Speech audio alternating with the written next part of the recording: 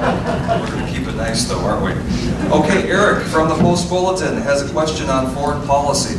This actually is a question that was just submitted to me from the audience as well. It's pretty much the same format. The Obama administration's strategy for preventing and or discouraging Iran from developing a nuclear weapon is facing strong criticism from the political right and from Israel, whose leadership is indicating a willingness to use a preemptive military strike against Iran if it feels that the international community, and especially the United States, isn't applying sufficient diplomatic and economic pressure. What should the United States be doing to maintain good ties with Israel and to keep Iran from developing nuclear weapons?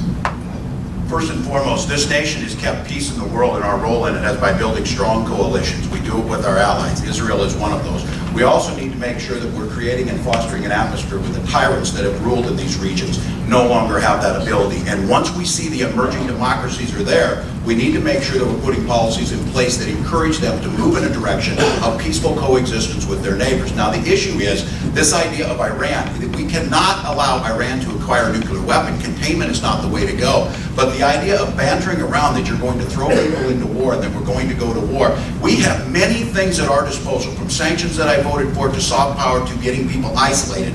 We need to do that in conjunction with the world helping us in our allies, our European allies, to do that, because what we don't need, again, we've just seen 11 years of war. And I got to tell you something that sticks in my craw is, we've got somebody running for Congress for 4 years and can't let it pass their lips about the war or about the veterans, except to say we're going to cut their benefits. That's not going to get us there. This nation needs to remain strong, but do it in collaboration. Ladies and gentlemen, you have just heard one of the biggest lies of this campaign.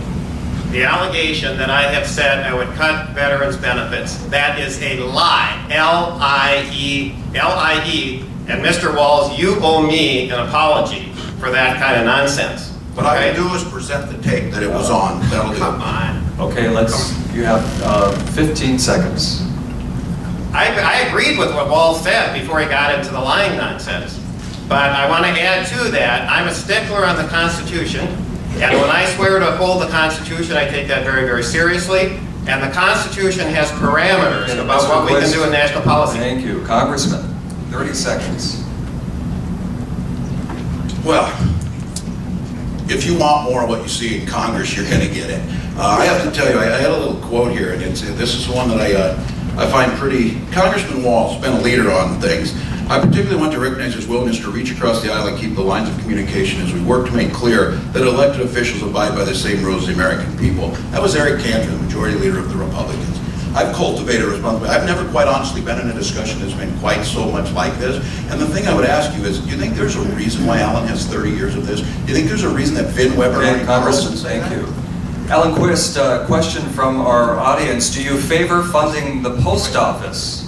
Did I get a 30-second rebuttal, or are we okay? No, the congressman had the 30 seconds. Okay. You guys are really confusing me here. I'm sorry. So, post office. Okay. It's a good thing I had a lot of coffee this morning. Okay. To keep me awake. Good question. Okay, so, Mr. Quist,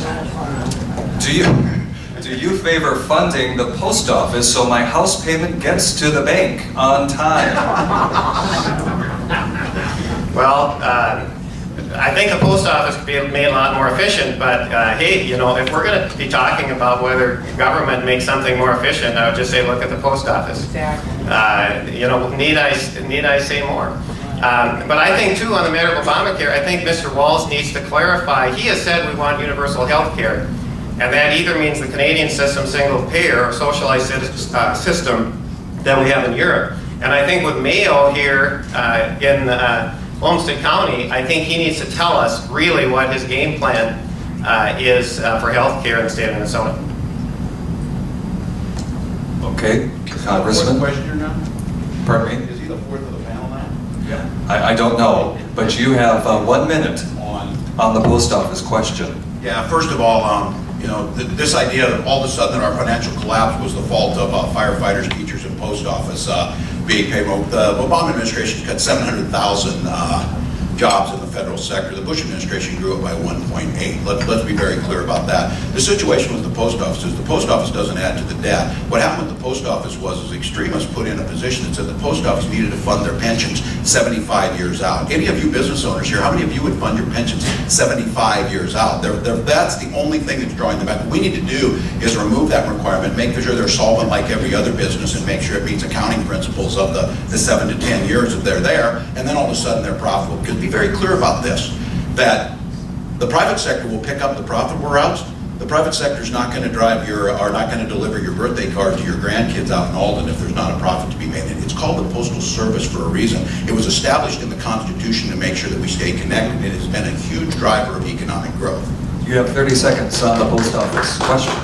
Ladies and gentlemen, keep in mind, I'm not a critic of the post office. I'm just saying that government, whatever, is not the most efficient way to deliver services most of the time.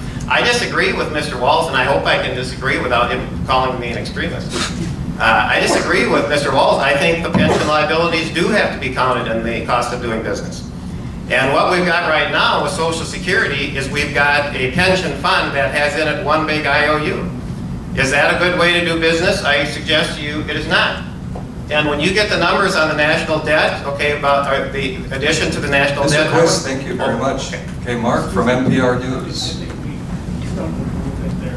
We've been going 1 minute with the original answer, and then 30 seconds, and then another 30 seconds. No, it's 1 minute, 1 minute, 30-second rebuttal. Going 1 minute, 30. Mark, 40 you lashes. don't get on an the extra right piece of toast tomorrow for breakfast. Okay, so 1 minute, 1 minute, 30-second rebuttal. Mark from NPR Wait, News. does that mean I get another 30 seconds?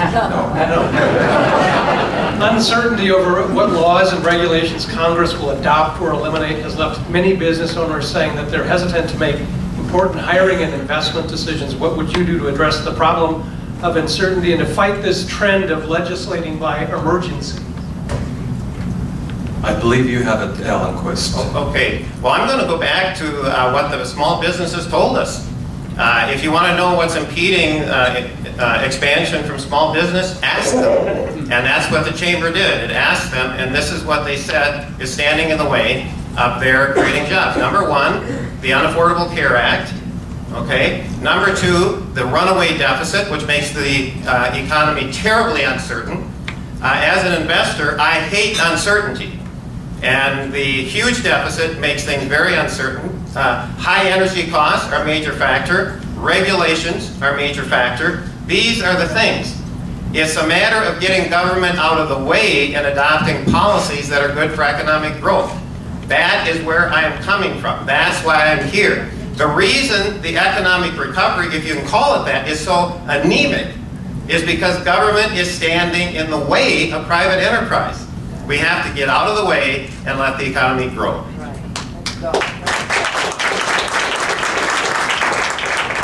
Once again, the way to approach it's a balanced approach, and all of you are in here to understand that there are certain safeguards that we put in place to make sure, and I always talk about this, I work very closely with Hormel.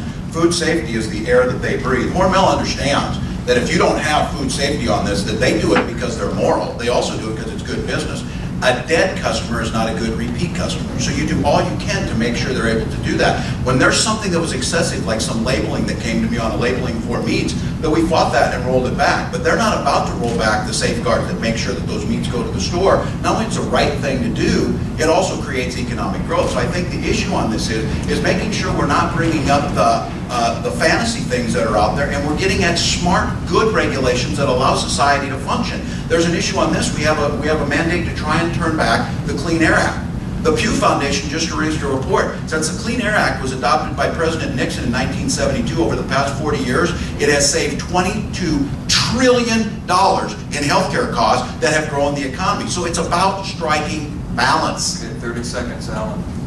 Well, thank you. And by the way, I commend Congressman Walz for picking up one of my terms, fantasy. That's a very good term. I don't live in it, but somebody else that I know does. Clean Air Act, was it good? Yes. What happened? The EPA said we're now going to consider carbon dioxide as a pollutant under the Clean Air Act. You know what that's doing to business expansion? You know what that's doing to electrical costs? Ladies and gentlemen, this is a killer for the economy. to all of a sudden reinterpret the law. It was a good law, reinterpreted now for carbon dioxide. Ellen, This is all not right. good. Thank you. Julie, next question. We have a question from the audience. The question is, we have some of the lowest interest rates in history. This is a direct hit to people who have saved all of their lives and rely on interest from CDs to live on.